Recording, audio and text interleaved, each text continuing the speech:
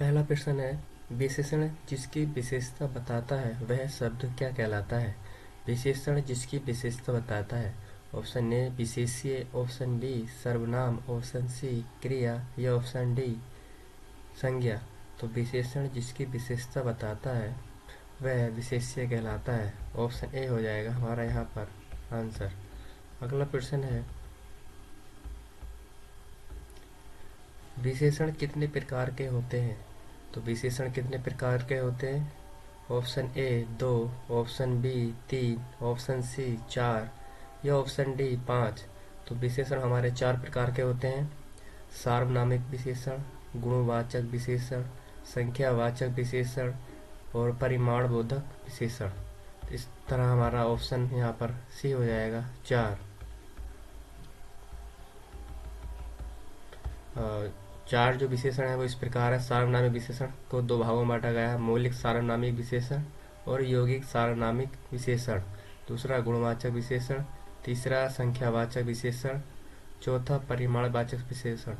संख्यावाचक को भी दो भागों में बांटा गया है, निश्चित संख्यावाचक विशेषण और अनिश्चित संख्यावाचक विशेषण। इस तरह ही परिमाणबोधक विशेषण को भी 2 भागों में बांटा गया है, निश्चित परिमाणबोधक विशेषण और अनिश्चित परिमाणबोधक विशेषण। अगला प्रश्न है,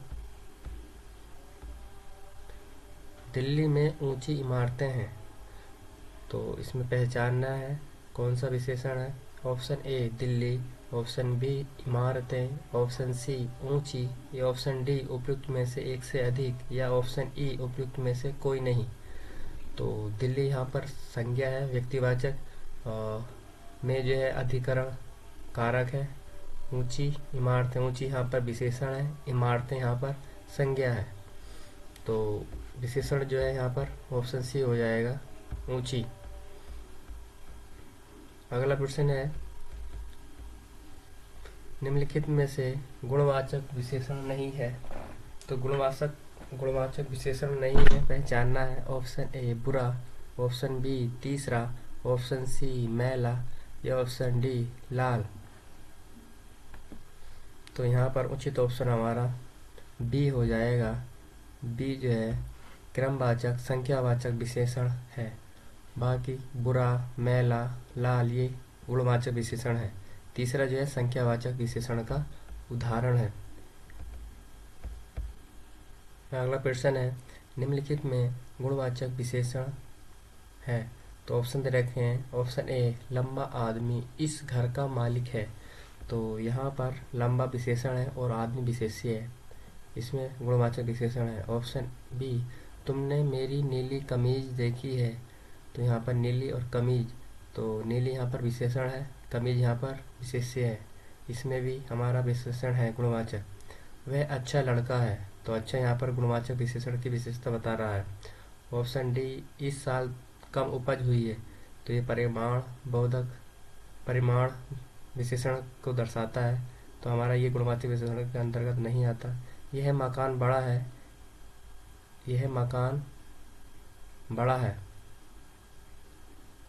तो यहाँ पर ये भी गुणवाचक विशेषण को नहीं दर्शाता है। तो दिए गए विकल्पों को पहचानना है।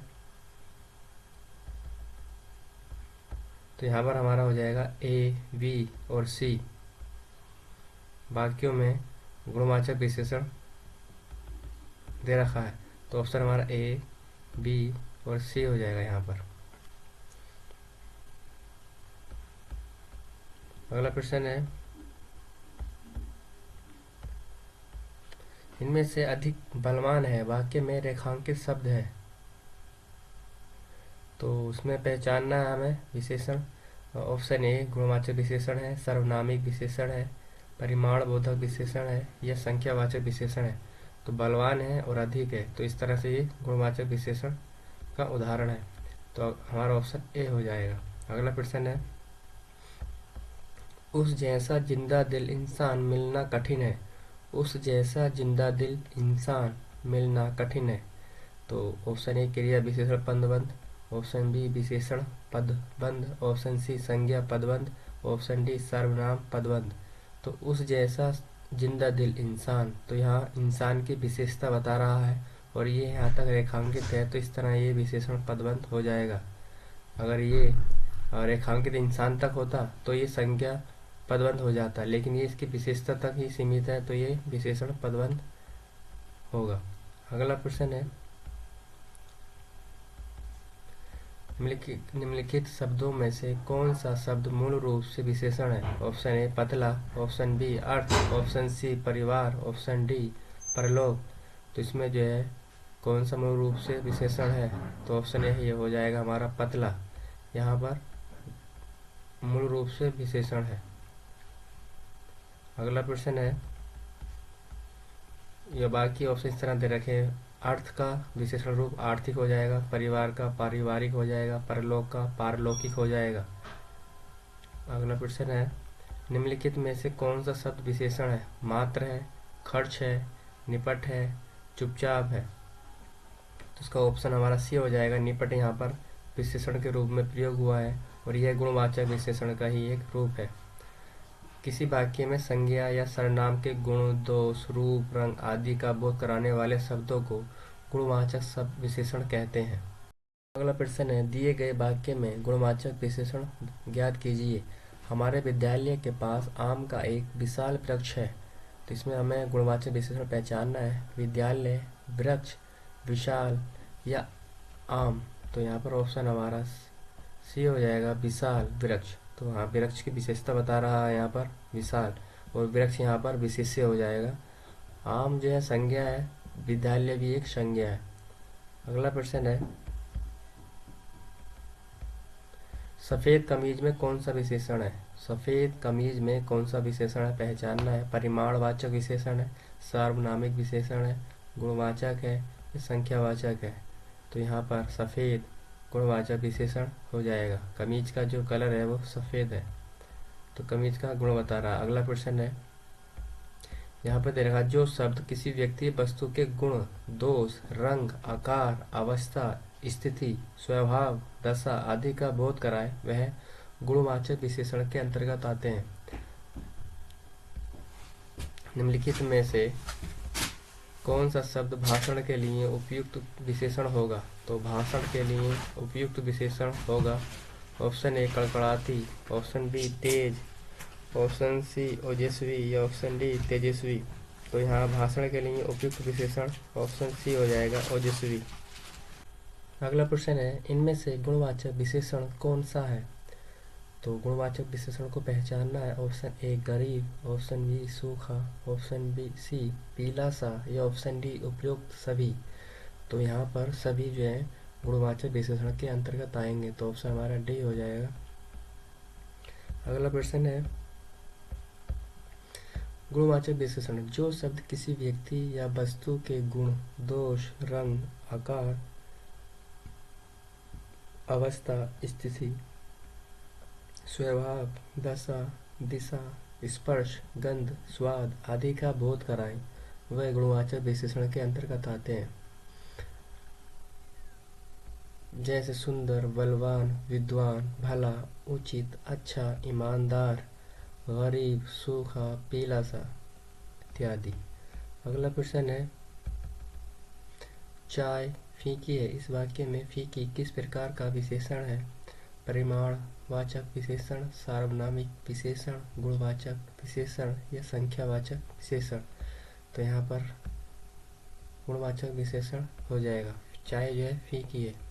अगला प्रश्न है, गुणवाचक विशेषण के अंतर्गत आने वाले कुछ शब्द, जैसे गुणों के अंदर आता है सुंदर, मीठा, कड़वा, अच्छा, बहादुर।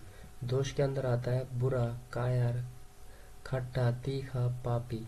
रंग के आधार पर आता है लाल, पीला, हरा, गुलाबी, काला। आकार नुकीला, लंबा, मोटा। दशा ऊंचा, नीचा, गहरा, सरका, भारी, हल्का। इस तरह ये गुणवाचक विशेषण के अंतर्गत आते हैं। अगला प्रश्न है, अच्छे बच्चे कभी झूठ नहीं बोलते, इस वाक्य में अच्छे किस प्रकार का विशेषण है? अच्छे बच्चे। ऑप्शन ए सार्वनामिक विशेषण, ऑप्शन बी परिमाणवाचक विशेषण, ऑप्शन सी गुणवाचक विशेषण और ऑप्शन डी संख्यावाचक। तो बच्चों का गुण है कि वह अच्छे हैं, तो ये गुणवाचक विशेषण है। अगला प्रश्न है, मोहन एक शालीन लड़का है। इस वाक्य में शालीन शब्द क्या है? परिमाणवाचक विशेषण, संख्यावाचक विशेषण, गुणवाचक विशेषण या सार्वनामिक विशेषण? तो मोहन एक शालीन लड़का है, तो लड़के की विशेषता बताई जा रही है, उसके अंदर गुण है कि वह शालीन है, सभ्य है। तो ऑप्शन हमारा सी हो जाएगा यहाँ पर, गुणवाचक विशेषण।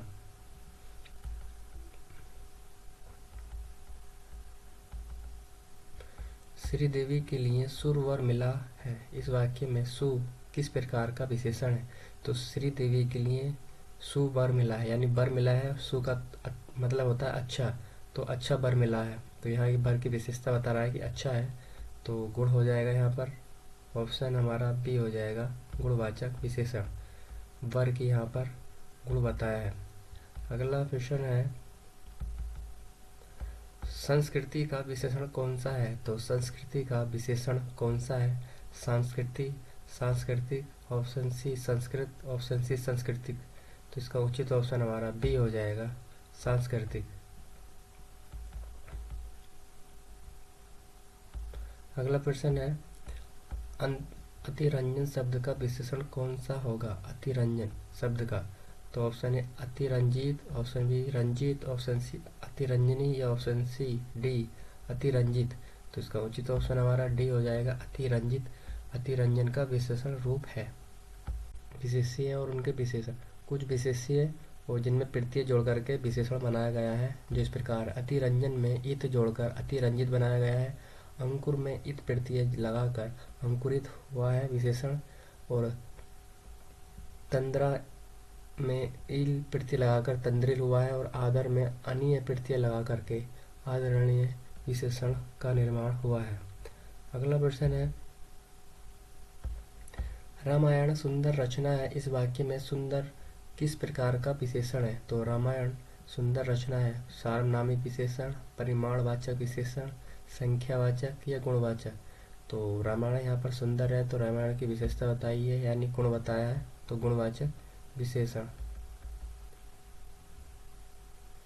अगला प्रश्न है, कांटा का विशेषण रूप होगा।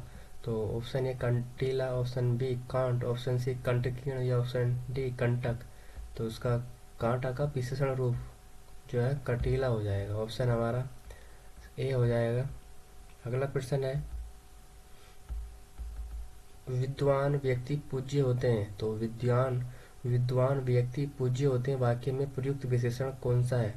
ऑप्शन ए सार्वनामिक, ऑप्शन बी संख्यावाचक, ऑप्शन सी गुणवाचक या ऑप्शन डी परिणामबोधक। तो विद्वान व्यक्ति, तो व्यक्ति की यहाँ पर विशेषता बताई है, गुण बताया है, तो ऑप्शन हमारा सी हो जाएगा, गुणवाचक विशेषण।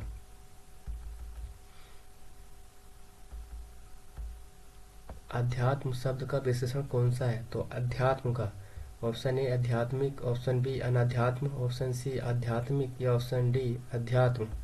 तो अध्यात्म का हो जाएगा उचित ऑप्शन हमारा, विशेषण रूप आध्यात्मिक।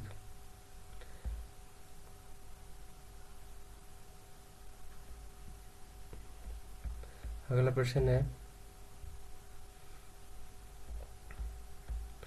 सच्चे सच्चे देशभक्त सदा अभिनंदनीय हैं। तो सच्चे देशभक्त सदा अभिनंदनीय है, इस वाक्य में सच्चे किस प्रकार का विशेषण है? तो गुणवाचक है, परिमाणवाचक है, संख्यावाचक है या सार्वनामिक है? तो यहाँ पर सच्चे जो है गुण है। अगला प्रश्न है, नीचे दिए गए शब्द किस गुणवाचक विशेषण के प्रकार है? अच्छा, दानी, न्याय, कृपालु। तो आकार बोधक है, गंध बोधक है, गुण बोधक है या दोष बोधक है? तो अच्छा, दानी, न्याय या कृपालु, तो ये सब गुणवाचक के अंतर्गत आएंगे। ऑप्शन हमारा सी हो जाएगा यहाँ पर, गुणबोधक। अच्छा, दानी, न्याय, कृपालु शब्द गुणवाचक विशेषण के गुणबोधक के रूप में हैं। तो कालबोधक के अंतर्गत आता है नया, पुराना, ताजा, भूत यानी जो बीत गया हो। स्थान बोधक के अंतर्गत आता है ऊपरी, सतही, दाया, ऑप्शन सी आकार। आकार बोधक के अंतर्गत आता है गोल, चकोर, सुडोल, लंबा। और रंग बोधक के अंतर्गत आता है लाल, पीला, नीला, हरा। और दशा बोधक के अंतर्गत आता है दुबला, पतला, मोटा, भारी। और गुण बोधक के अंतर्गत आता है भला, बुरा, झूठा, सच्चा। और द्रष्टव्य के अंतर्गत आता है बड़ा सा, पीला सा, छोटी सी। ये विशेष ध्यान देने योग्य है। द्रष्टव्य के अंतर्गत आता है बड़ा सा, पीला सा। जहाँ पर डैश लगाने के बाद सा का प्रयोग हुआ है वह द्रष्टव्य के अंतर्गत आता है, मतलब तुलना जहाँ पे की जा रही हो। अगला प्रश्न है चीनी, मद्रासी, बिहारी, ये कब शब्द क्या है? तो शब्द कौन सा विशेषण है? तो चीनी, मद्रासी, बिहारी, मतलब बिहार का रहने वाला, बिहारी। तो ये स्थान का बोध करा रहे हैं, तो हमारा ऑप्शन कौन सा हो जाएगा? आकार बोधक है, अवस्था बोधक है, स्थान बोधक है या दिशा बोधक है? तो ये सब स्थान बोधक विशेषण है, क्योंकि मद्रास है, मद्रास का रहने वाला मद्रासी, और बिहार का रहने वाले को हम कहते हैं बिहारी, चीन के रहने वाले को चीनी कहेंगे। तो इस प्रकार ये स्थान बोधक का उदाहरण है।